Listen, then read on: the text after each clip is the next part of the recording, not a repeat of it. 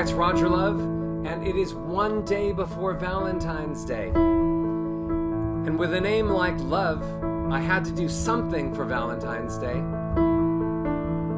So I figured I'd sing to you for a second or so.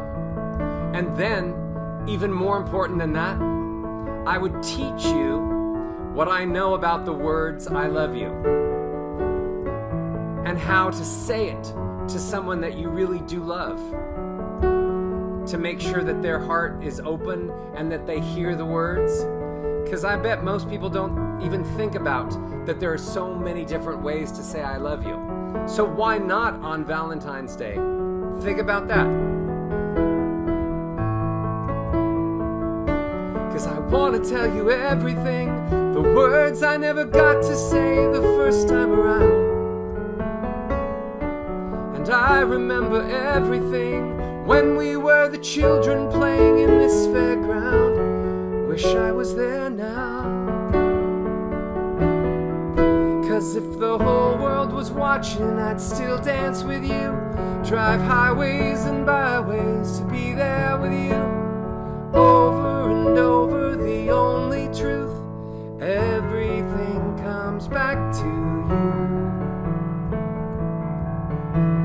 You still make me nervous when you walk in the room. Them butterflies, they come alive when I'm next to you. Over and over, the only truth, everything comes back to you. Everything comes back to you. Hi, I'm Roger Love. For those of you that just joined me, tomorrow is Valentine's Day, and I want to give you some insights on how to use the words I love you, how to say the words in a way that will open up the heart of the person or people that you really want to know that you love them. So, how many people are really thinking about how to say I love you? So let me give you some insights, because I think about this kind of stuff all the time. When you open your mouth to speak, people are judging you. Where do you want them to judge you the least? When you're speaking from your heart, telling someone on Valentine's Day that you love them. But people often say the words I love you in a way that makes other people who hear it not even believe what you say. For example, let's start with melody. When you say I love you to someone, a lot of times your melody goes down. In other words, from a high note to a lower note. I love you. I really love you. Happy Valentine's Day, honey. I love you.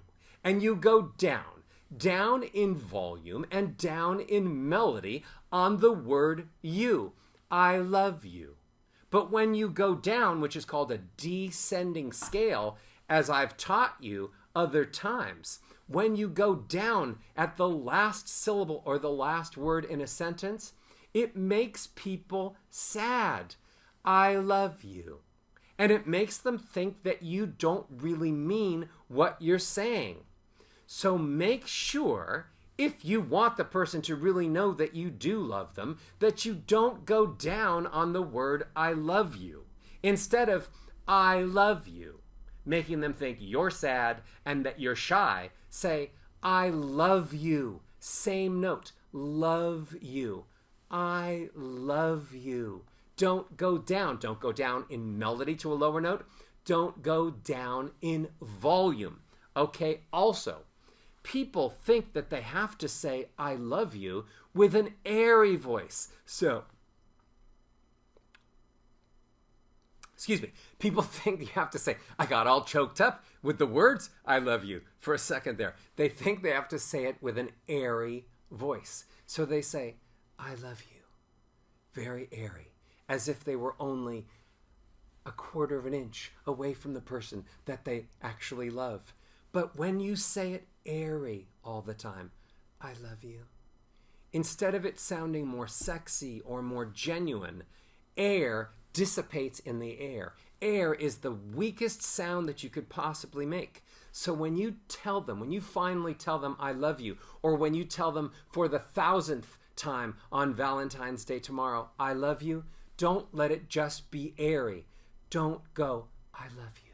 Because when you sound super airy like that, you just sound weak, like you still don't mean it. Well, if you're not strong enough to say I love you with real tone, volume, thickness, well then how are they going to perceive that you mean it with all your heart?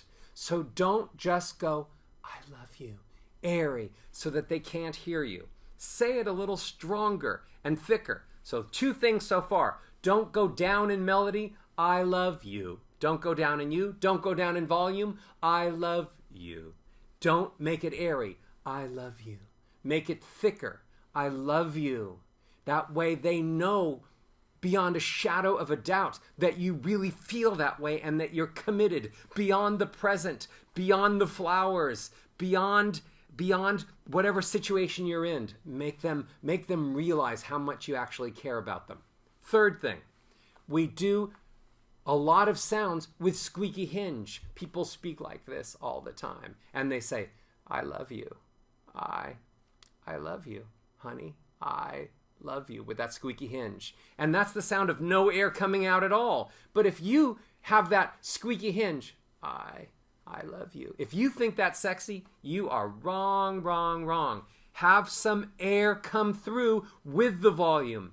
I love you, not I love you. Because if you sound like an old squeaky hinge door, it's like you're too old to love, and you're not stable enough, and you're not strong enough. So let's go over again. 3 points. Don't get softer or lower when you say I love you on the last word. Don't make it all airy. I love you. Don't make it squeaky hinge. I love you. Make it strong and thick. Look the person in the eyes. Have volume and melody. I love you. Same note. Love you. Don't make it a question. I love you. Don't go up on you. I love you. Because you don't want to pose it as a question. So, you understand what I want? You're going to have the best Valentine's Day ever with saying I love you in a way that the person you're saying it to knows you believe it. With thickness and melody, I love you, without squeaky hinge or with air. And they will look you back in your eyes and say, I love you. And then you will have the greatest Valentine's Day ever. I'm Roger Love, and I'll see you soon.